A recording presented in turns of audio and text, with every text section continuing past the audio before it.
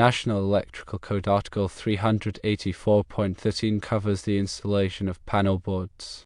Paragraph addresses location, stating that panel boards shall be mounted in accessible locations where they will not be exposed to excessive physical damage, moisture, or other environmental conditions that may compromise their safe operation. Paragraph B concerns clearance. Sufficient workspace shall be provided around the panel board to permit safe and convenient operation. The minimum clear working space in front of panel board shall be not less than 3 feet or 914 mm wide and shall extend from the floor to the top of the panel board. There is an exception for panel boards mounted on a raised floor where the clear working space may be reduced to a minimum of 30 inches or 762 mm. The NEC handbook includes an illustration of a panel board installation with clearance around the panel board, but it does not specifically address the spacing between adjacent panel boards. The NEC requires clear working space around panel boards for safety reasons. The clear working space allows electricians and other qualified personnel to safely access the panel board for maintenance, troubleshooting, and repairs. While the NEC does not explicitly require a space between adjacent panel boards, an inspector may interpret the clear working space requirement to mean that there should be some separation between the panel boards to ensure adequate access. To avoid potential code violations, it is advisable to maintain a small space between adjacent panel boards. The clearance should be sufficient to allow easy access to the panel boards for maintenance and operation. A separation of 1 to 2 inches is generally considered adequate. The code focuses on ensuring safe working clearances around electrical equipment. This is to provide enough room for electricians and other qualified personnel to safely perform maintenance, repairs, and inspections. These clearances are not just about physical space, they are about ensuring that workers can move freely and safely without being obstructed by other equipment or structures. The minimum depth of the working space in front of electrical equipment like panel boards is determined by the voltage of the equipment and the conditions present. According to NEC Table 110.26, 8.1, for equipment operating at 150 volts or less to ground, a minimum working space depth of 3 feet is required under Condition 1.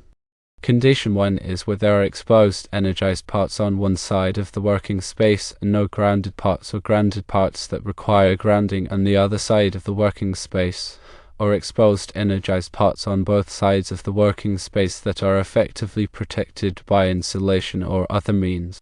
For equipment operating at 151 to 600 volts, the minimum working space depth increases to 3 feet under Condition 1. Under Condition 2, which involves exposed energized parts on one side and grounded parts on the other, the depth increases to 3.5 feet. If there are exposed energized parts on both sides, Condition 3, the depth jumps to 4 feet. For higher voltage systems, such as those operating at 601 to 2500 volts, the working space depths increase further. Condition 1 requires 3 feet, Condition 2 requires 4 feet, and Condition 3 requires 5 feet. For equipment operating at 2501 to 9000 volts, Condition 1 requires 4 feet, Condition 2 requires 5 feet, and Condition 3 requires 6 feet. The width of the working space should be at least 30 inches or the width of the equipment, whichever is greater. This ensures that there is enough lateral space for workers to move and maneuver tools. The working space must extend from the floor or platform to a height of at least 6.5 feet of the height of the equipment, whichever is greater. This provides adequate headroom for workers. Proper illumination is crucial for safe work. The NEC requires sufficient illumination to enable workers to perform their tasks safely and efficiently. Access to the working space should be clear and unobstructed. There should be no obstacles that could impede access or create a hazard. Dedicated equipment space refers to the space above and below the electrical equipment that is reserved for electrical installations. This space is intended to protect the equipment from damage and to ensure that it is accessible for maintenance and repairs. There are restrictions on what can be installed in this dedicated space. The NEC specifies that the space equal to the width and depth of the equipment and extending from the floor to a height of 6 feet above the equipment or to the structural ceiling, whichever is lower, must be dedicated to the electrical installation. The space cannot be used for piping, ducts, or other non-electrical equipment.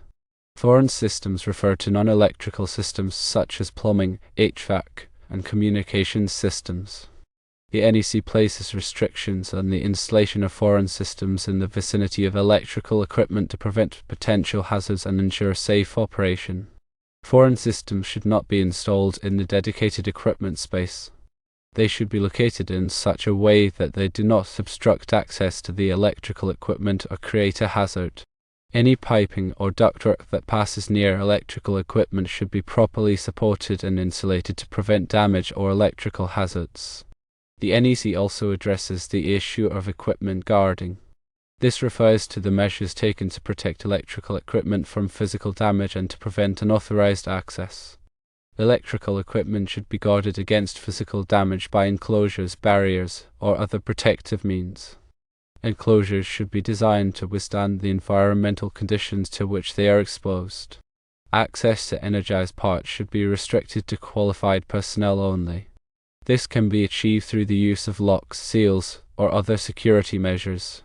Warning signs should be posted to alert personnel to the presence of electrical hazards. The NEC also covers specific requirements for working on or near energized equipment. This type of work can be extremely dangerous and should only be performed by qualified personnel who have received proper training. Before working on or near energized equipment, a qualified person must perform a risk assessment to identify potential hazards and determine the appropriate safety precautions.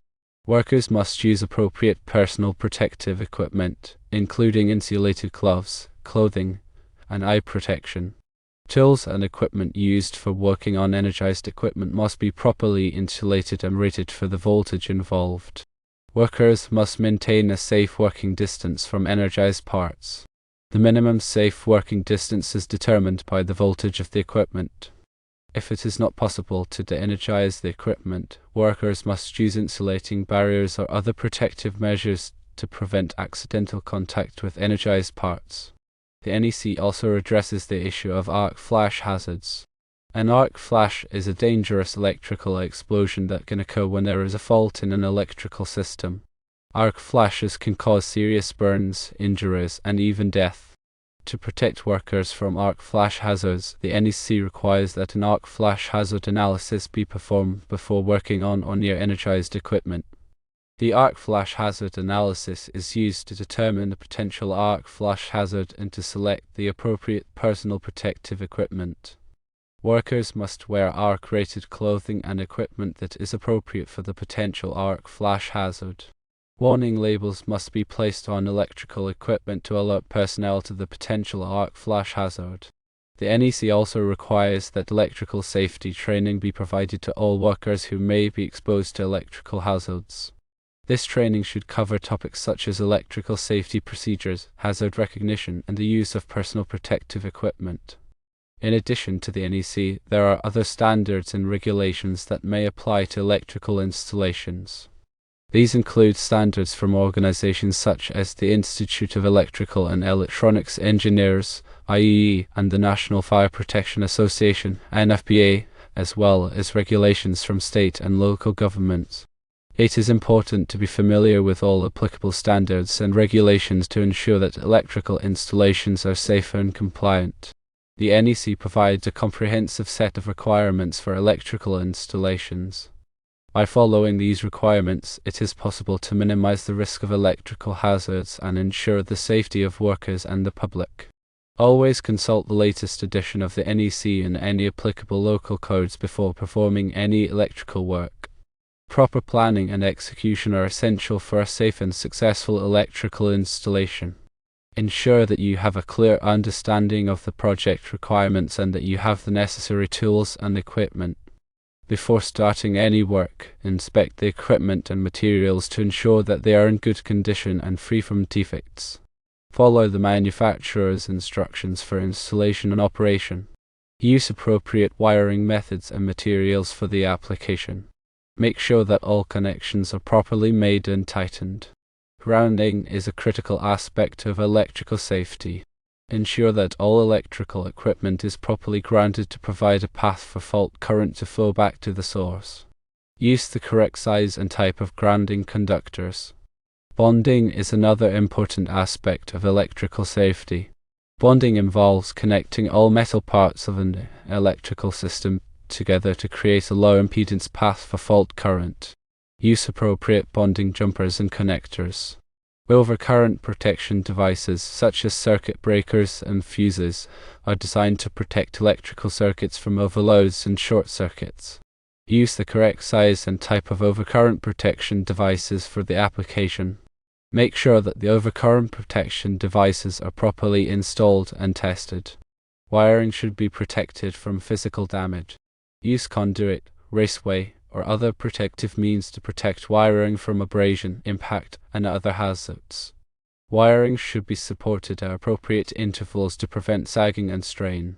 Electrical boxes and enclosures should be properly installed and secured. Use the correct type of box or enclosure for the application. Make sure that the boxes and enclosures are properly grounded and bonded.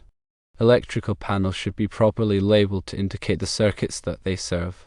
Use clear and concise labels that are easy to read. Make sure that the labels are accurate and up to date. After completing an electrical installation, it is important to test the system to ensure that it is working properly. Use appropriate testing equipment to verify that the wiring is correct and that the system is functioning as intended. A qualified electrical inspector should inspect the completed installation to ensure that it complies with all applicable codes and standards. An inspector will verify that the wiring is correct, that the equipment is properly installed, and that the system is safe to operate. The inspector may also require additional testing or modifications to ensure compliance. Addressing the specific scenario of butting two panels together, while the NEC doesn't explicitly prohibit it, the inspector's concern about maintaining adequate working space is valid. The intent of the code is to ensure safe access for maintenance and repairs. If butting the panels together restricts this access, it could be considered a violation. A small separation, like 1 to 2 inches, generally resolves this concern. Consider the specific layout and available space when determining the optimal panel placement. If the area is confined, a slight separation is even more crucial for maneuverability. If the inspector cites a specific section of the NEC handbook, it's worth reviewing that section in detail to understand the rationale behind the recommendation. The handbook often provides clarifying information and examples that aren't explicitly stated in the code itself. Ultimately, the goal is to create a safe and compliant electrical installation that provides easy access for future work. Clear communication with the inspector and a willingness to address their concerns will help ensure a smooth and successful project. Consider consulting with another qualified electrician or electrical engineer for a second opinion on the installation. They may be able to provide additional insights or alternative solutions that meet the code requirements while addressing the specific constraints of the project. Keeping detailed records of the installation, including photos and diagrams, can be helpful in demonstrating compliance with the code and addressing any questions or concerns that may arise in the future. If there is a dispute with the inspector's interpretation of the code, there is a process for appealing the decision. Consult with the local electrical authority to understand the appeals process and the steps required to file an appeal.